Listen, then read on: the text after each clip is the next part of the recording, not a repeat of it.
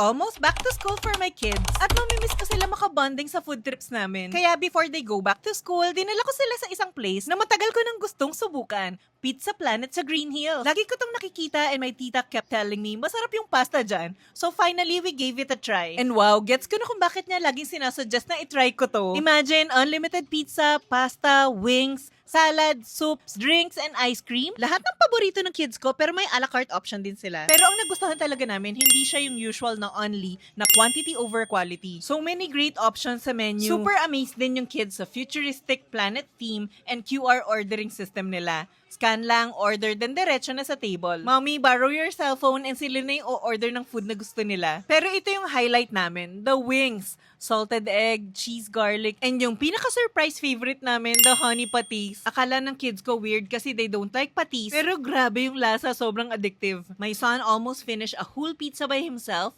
freshly made and tastes homemade. Ako naman, I love their pasta selections. Nagulat ako that they have ravioli, my favorite. Hindi ko in-expect na makakakita ako ng ganung quality sa Unlimited. Even yung salad nila, soups and ice cream were surprisingly good. Yung daughter ko super nag-enjoy sa ice cream. Tapos may mga bago pa sa Unlimited menu nila from 11 a.m. to 4 p.m. kaya sobrang winner. Safe to say, isa to sa mga pinaka-enjoy naming family food discoveries ngayong bakasyon. Pag uwi namin, my kids were already asking, Mommy, kailan tayo babalik sa Pizza Planet? True story to.